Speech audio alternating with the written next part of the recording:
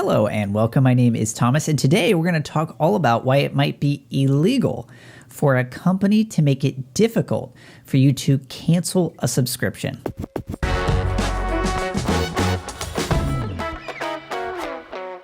Okay, so a while back, I made a video that was called Make It Easy to Cancel. And without going into everything that I talked about in that video, the main gist of it was why you as a creator, if you're running a subscription service of any kind, whether people subscribe to your YouTube channel or to your email newsletter or whatever type of subscription mechanism you have built in, you should make it really easy for customers to cancel. And part of the reason for that is because you as a creator, it's very important to make a clear delineation between who your content is for and who it is not for.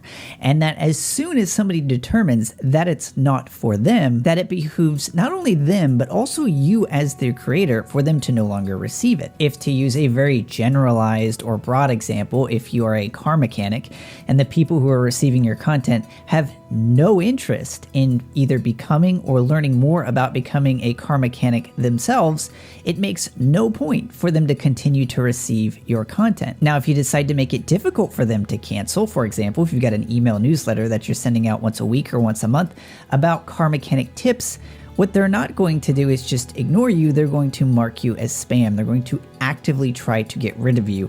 And then the next time that perhaps they do want a car mechanic, they're probably going to pick somebody else. And so for that reason, I've made it clear from the very beginning that I think it's a good idea for creators to make it super simple for people to cancel. Now, at first, some of this might sound counterintuitive because you might think, hey, if I make it too easy for people to cancel, then that's exactly what they're going to do. But the good news is that for those people who decide to stick with you, you know that they find that much more value in what it is that you're creating. Big companies, however, it seems, have completely thrown this idea out the window and have instead decided to stick to a number of tactics, anything but make the content more interesting or valuable to subscribers.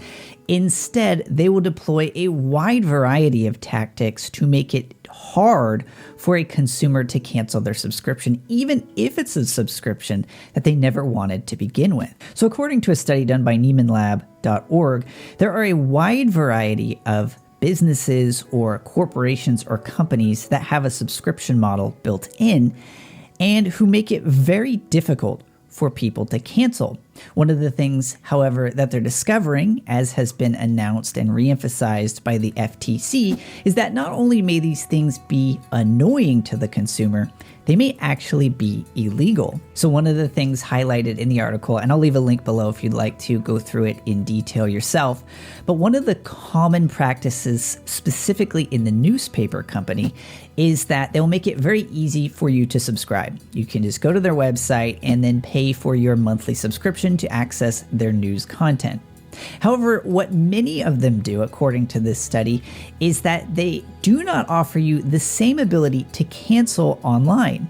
Instead, what you have to do is you have to call a phone number, and then once you reach the person on the other line, it's not a simple matter of unsubscribing or can you please cancel my account or whatever the process would be to actually end that subscription. Instead, you have to talk to a representative whose job it is to try to convince you or pressure you to keep the subscription. What a number of these companies, and it's not specific to the news industry, they've even had examples listed out in the study from fitness facilities as well. So it's not just confined to the news industry. It's really anybody who has a subscription model inherent in their business. Now, also referenced inside of this study is a specific quote from a release that was posted from the FTC or the Federal Trade Commission, which says that a subscription service must provide easy and simple cancellation to the consumer.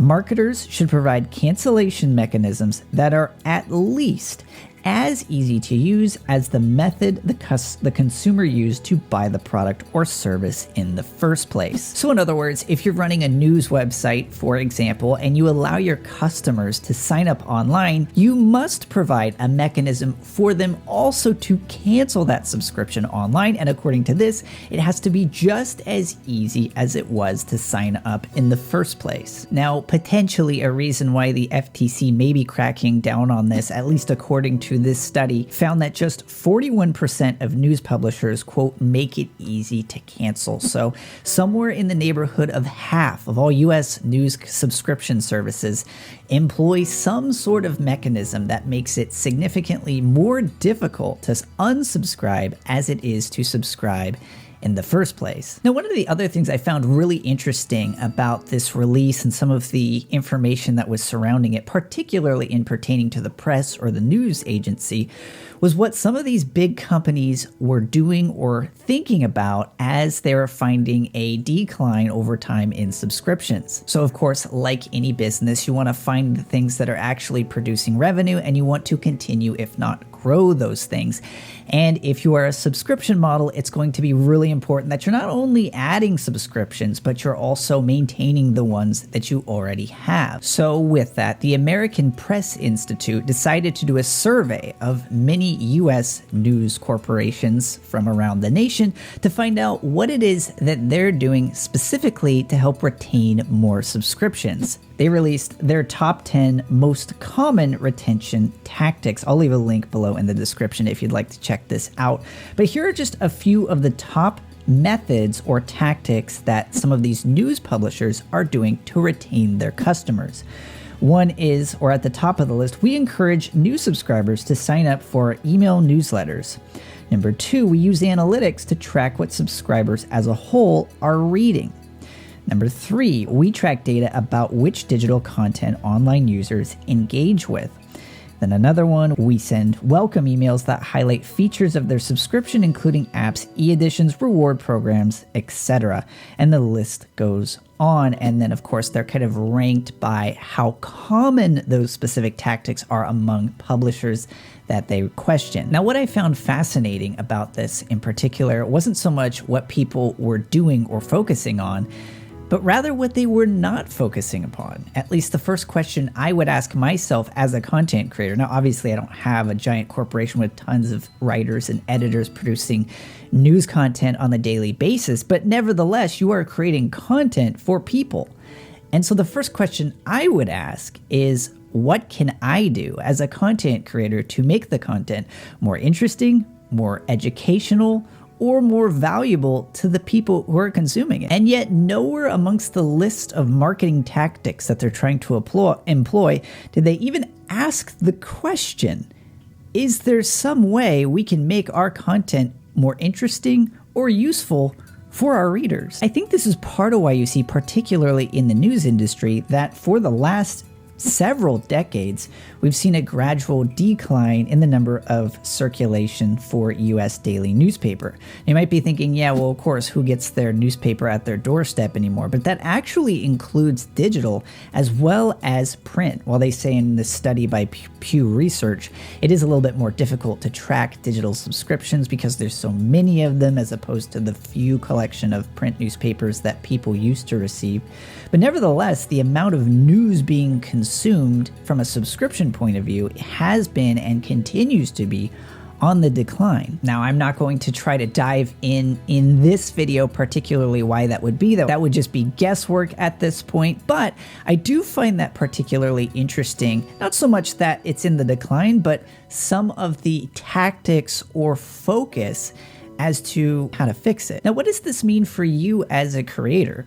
You might say to yourself that, hey, I don't have a huge research group or all these companies and organizations analyzing tons of data to try to determine what they can do to change their subscriptions. But you as an independent creator can do the one thing that all these big news agencies and subscription companies are not doing, which is focusing upon making better content for the specific people who you want to reach. And better still, as we've seen from some of the studies that have come out from over the past 5 years, that individuals are far more likely to trust information and content and even enjoy content more from a specific individual than they will from a big corporate faceless brand. Consider this. The YouTuber PewDiePie gets around 125 million monthly views, and he's pretty much reacting to internet memes from a webcam. He does more than that, but the crux of his channel is essentially just kind of doing things that he finds fun and entertaining, and so do his fans. But compare that to a network news company like CNN with a giant staff and budget, and they get in the ballpark of somewhere around 10 million monthly views. So again,